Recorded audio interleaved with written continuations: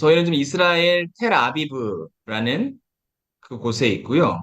일단 사람들이 이렇게 많지가 않습니다, 거리. 일단 대부분 뭐 집이나 숙소 이런 데 머물고 있고, 사실 이제 밖에 나가보면 미사일 날아다니는 거를 볼 수 있거든요. 저희도 미사일 날아가고 아이언돔이 이걸 요격하는 거를 직접 눈으로 봤거든요.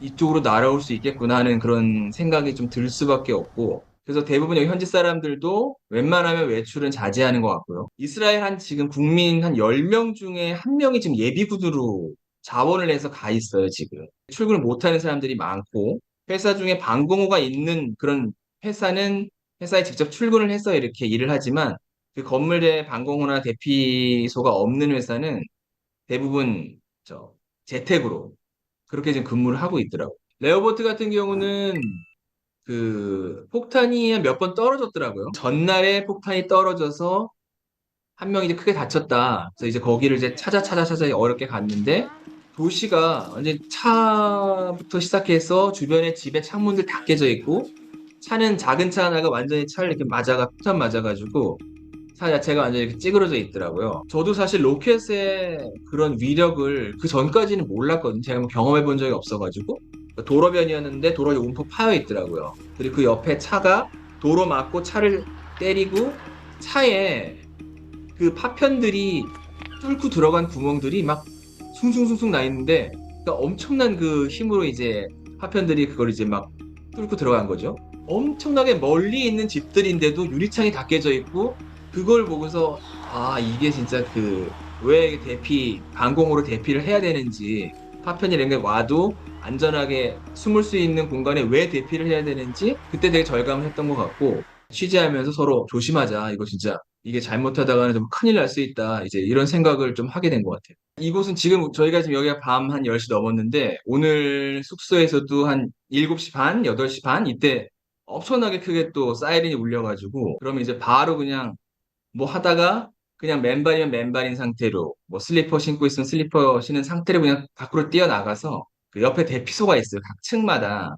이제 거기는 간이식의 약간 쉘터라고 해서 작은 공간인데 일단은 그쪽에 가서 좀 머물고 있다가 좀 더 뭐 이제 문제가 커지고 이러면은 지하로 내려가야 되는 거고 그렇지 않을 경우에는 한 5분에서 10분 정도 기다리고 있으면은 상황 해제됐다고 또 이제 안내 방송이 나와요. 그러면은 이제 그때 다시 나오고 뭐 하루에 뭐 많으면 뭐 4번, 5번 하니까 오늘도 지금 2번 했거든요. 밤 새벽 사이에 한 2번 정도 더 있을 거로 예상을 하고 있고 이 인터뷰하는 도중에도 또 지금 막 알람이 울릴 수 있는 그런 상황입니다. 지금.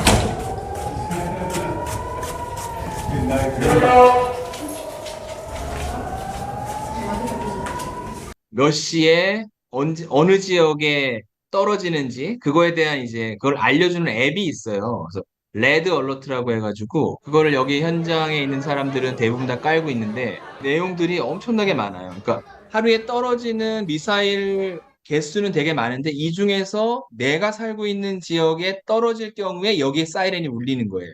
한 번 올 때 이게 한 6, 7번씩 쫘라락 오거든요. 그런 게 하루에 한 5번 정도 오니까 한 대략 한 3, 40회? 그 정도를 쏘고 있는 것 같아요. 하마스가 기습을 하면서 남부에 있는 그 뮤직 페스티벌 하는 데를 처음에 이제 기습을 해서 거기 있는 사람들 다 총으로 쏴 죽이고 인질로 막 끌고 가고 하는 그런 너무 충격적인 영상을 우리가 처음에 많이 봤었잖아요.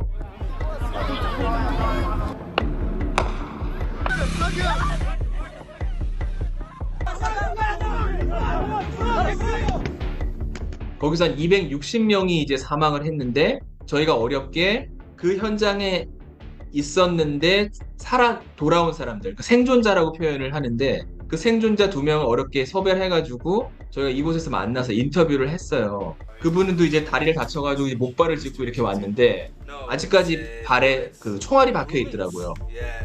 חזרתם עם הרכב שעשיתם את הקניית פרסה וחזרתם? אנחנו תחת אש, כאילו שממש כדורים עפים לנו. 그때 어떤 상황이었냐면 작은 대피소가 있는데 그 안에 한 40명, 한 10명 정도만 들어갈 수 있는 공간인데 자기가 들어가고 나서 모든 사람들이 무서우니까 다 그냥 그쪽으로 들어온 거예요. 그래서 한 40명, 50명이 이렇게 완전히 꼭 껴가지고 이렇게 있었는데 שתוקפים אותנו, שאנחנו תחת אש, ושמכוונים עלינו רובים ומנסים לפגוע בנו עם היריות. זה בעצם מה שרץ לי באותו רגע בראש, ולא באמת חשבתי יותר מדי, פעלתי מאינסטינקטים. פשוט נסתי על החיים שלי, כאילו, אתה יודע. 하마스 테러리스트가 와가지고 그걸 보고 총을 막 난사를 하고 수류탄을 안에 던져가지고 거기가 이제 난리가 난 거죠. 근데 저희가 만난 생존자는 그 안쪽, 대피소 안쪽에 있어가지고 살아남을 수 있었다.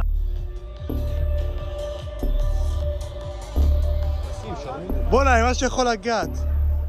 תראה, דרך אני תופר. נעלם. זה צה"ל, זה אנחנו!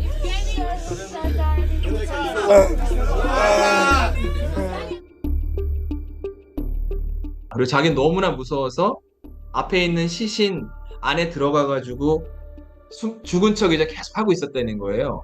그래서 거기 안에서 한 5명인가 6명이 살아났는데 그 5명 모두 다 시신 밑에 들어가서 죽은 척하고 있던 사람들.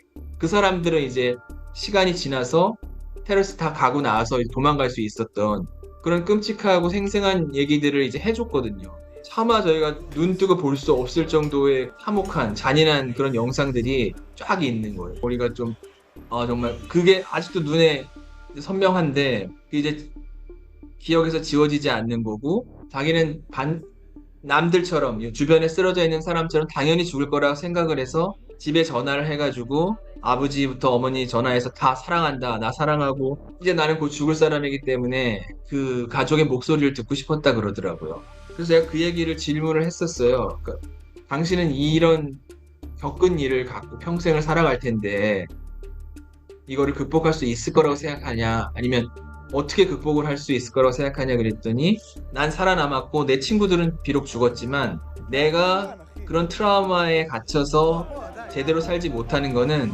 하마스가 하려고 했던 그런 행동들에 내가 굴복하는 거다. 나는 잘 살고 잘 살 수 있다는 거를 보여주고 싶다 오히려. 되게 젊은 친구였어요. 여기 19살밖에 안 된 친구였는데 또 그런 친구가 되게 좀 어른스러운 그런 생각을 한다는 것 자체도 상당히 제가 들으면서 놀랬고 또 한편으로는 그런 아픔을 갖고 살아가야 된다는 거에 대해서 또 되게 마음이 아프고 그렇더라고요.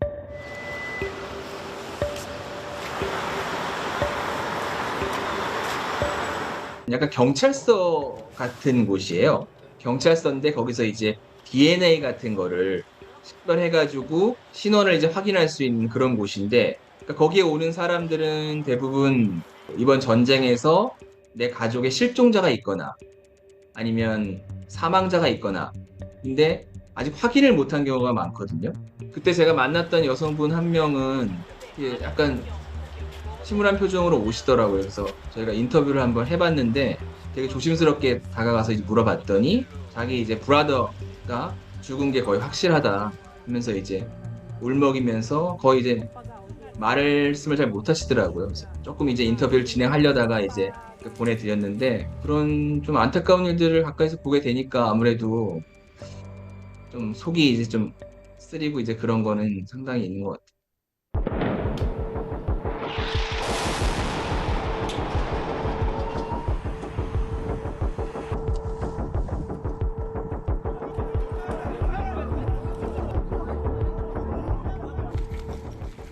가자지구 상태에 대해서는 그 거기서 느끼는 여론은 어때요?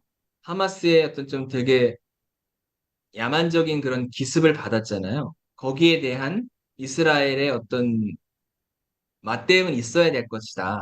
라는 생각은 되게 많이 하는 것 같고요. 근데 물론 거기에는 아니, 가자 지구에 있는 하마스라는 그런 무장 정파에 대한 얘기지. 거기에 사는 뭐 다른 뭐 일반적인 사람들, 그 사람들까지 어떻게 해야 되겠다. 이렇게까지 생각은 하지는 않는 것 같아요.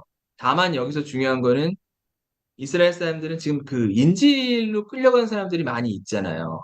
내 가족, 뭐, 내 딸, 이런 이스라엘 사람들이 중에 인질로 끌려간 사람들이 있기 때문에 여기서 지금 그쪽을 공격하게 되면 우리의 가족들이 피해를 볼 수밖에 없기 때문에 일단은 그 사람들을 다 구하고 나서 어떻게든 구출하고 나서 그 뒤에 대응이 이루어져야 된다. 이렇게 생각하는 사람들이 많은 것 같아요. 개인적인 공포감이 처음에 엄습을 좀 하더라고요. 그 공포감을 극복하는 게 가장 어려웠던 것 같고요. 저도 사람이다 보니까 이제 제 개인적인 두려움과 가족들의 걱정, 이런 것들이 조금 힘든 점으로 작용을 하고 있는 것 같습니다. 그게 이제 제가 직접 가서 본 거는 아니지만 그런 것들이 여기에 계신 분들의 어떤 기억 속이라던가 기록 속에 남아 있는 것들을 저희가 간접적으로 보면서 그런 장면들을 다시는 보고 싶지 않고 그런 일들이 없었으면 좋겠다 그런 생각이 좀 들었습니다. 예, 예.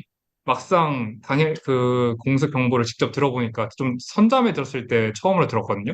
그래서 맨발로 그냥 여기 숙소 키도 못 가지고 나오고 그래서 진짜 아무것도 못 가지고 나온 거예요. 근데 제가 지금 안경을 쓰고 있는데 안경도 안 쓰고 나갔었던 것 같아요. 그래서 그 안경을 안 쓰고 나갔던 모습조차도 좀 기록을 남겼으면 어떨까 싶은데 어떻게 보면 기자로서의 본분이고 사명감이고 반드시 해야 되는 일이지만 한 명의 인간으로서는 어떻게 너무 되게 잔인할 수 있다.